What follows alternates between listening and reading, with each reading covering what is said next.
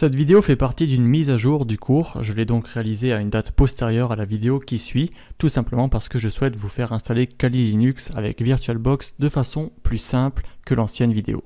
De nombreux problèmes apparaissaient malheureusement et peuvent encore apparaître lors de la mise en place des machines virtuelles avec VirtualBox. Cette vidéo et les prochaines contiennent donc beaucoup de ressources additionnelles pointant vers des résolutions données par d'autres étudiants ou vers des ressources en ligne vous permettant de résoudre et d'éviter les problèmes. On va à travers cette vidéo installer Kali Linux en tant que machine virtuelle à partir d'un fichier précompilé. Cela va accélérer notre tâche et nous éviter, je l'espère, des soucis d'installation. Si vous n'avez pas encore installé la toute dernière version de VirtualBox, je vous propose de le faire dès maintenant et avant même de continuer. Je vous propose ensuite de vous rendre sur le lien officiel Offensive Security que je place en ressources additionnelles de cette vidéo. Et on descend un petit peu.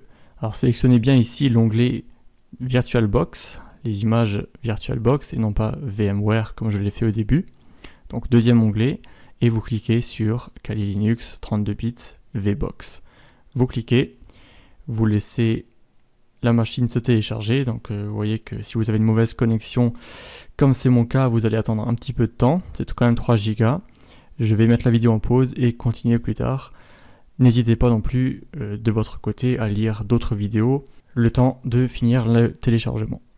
Une fois votre fichier téléchargé, vous vous rendez dans VirtualBox, vous cliquez sur Fichier, Importer un appareil virtuel, et vous cliquez sur la petite icône en forme de dossier.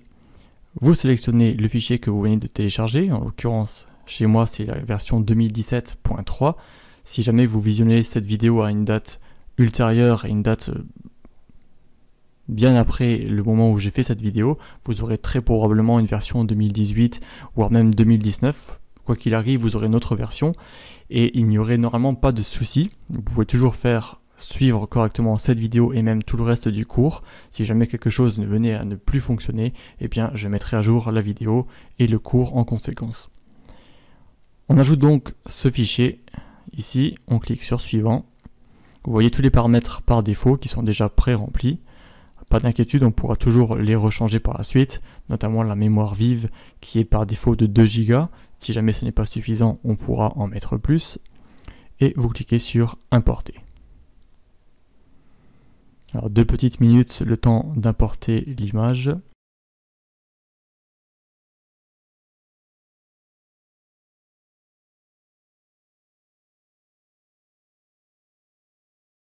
Et vous vous retrouvez donc avec une machine virtuelle ici à la fin de la liste. Avant de la lancer, on va la sélectionner, cliquer sur Configuration. On va se rendre dans Réseau et on a ici le mode d'accès par défaut qui est NAT. On va le changer, on va mettre accès par pont. Votre carte réseau par défaut devrait être sélectionnée ici. Sur Avancer, mode promiscuité, on met tout autorisé et on clique sur OK. Et pourquoi je parle de cette configuration réseau? Je vous ai mis ici un lien vers le manuel officiel de VirtualBox où l'on vous parle des différents modes de réseau. Alors ils sont expliqués ici en anglais, c'est surtout le petit tableau ici qui m'intéresse. Vous voyez ce que font les divers modes. Le mode hôte uniquement, il permet de connecter la machine virtuelle VM à l'hôte et inversement. Il permet de connecter entre elles les machines virtuelles, mais il ne permet pas l'accès de la machine virtuelle à Internet et de Internet à la machine virtuelle. Ce n'est pas ce qu'on veut. Le réseau interne, lui, c'est encore moins, il a juste l'interconnexion entre les machines virtuelles. Le mode bridged, c'est le mode connexion par pont qu'on vient de faire, et vous voyez qu'il permet de connecter un peu tout, les machines virtuelles à Internet, les machines virtuelles entre elles et les machines virtuelles avec l'hôte. En NAT, comme c'est par défaut, vous voyez que ça ne donne que l'accès à Internet à la machine virtuelle et on n'arrive pas à interconnecter les machines virtuelles. Et ça c'est dommage puisqu'on en aura besoin dans le cours. Je reviens en configuration. Si jamais vous voulez modifier d'autres paramètres, comme je le disais précédemment, notamment la mémoire vive, vous pouvez à tout moment, lorsque la machine est éteinte, en ajouter ou en enlever au choix. Pareil pour les autres options, je ne viens pas dessus, c'est pas le but de cette vidéo. On clique enfin sur démarrer.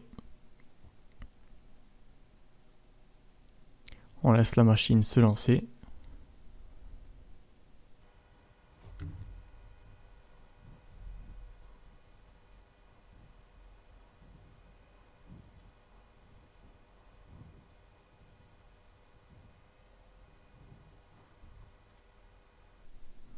On arrive ensuite sur la page de login.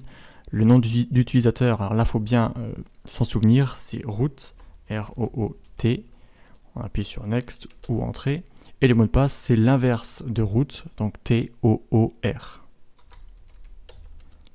Et encore une fois, Entrée.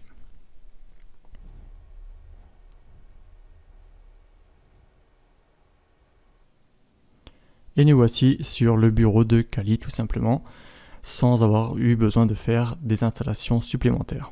Cela dit, la version est en anglais par défaut, on va donc la placer en français. On va cliquer sur la petite icône en forme de pinceau ici, et ensuite sur l'icône en forme d'outil. On arrive donc dans les paramètres de Kali, on clique sur région et langue. La langue ici, on sélectionne français. Et pareil pour les sources d'entrée, on clique sur le petit plus, on ajoute français ou la langue de votre choix d'ailleurs. Je prends le premier, alternative, on clique sur add. On va la sélectionner et cliquer sur la petite flèche vers le haut pour la placer en tant que première source. Et ici, on nous propose de redémarrer pour appliquer les changements. On clique donc sur Restart, Logout. On se reconnecte avec root et Tor, ou tour, comme vous voulez.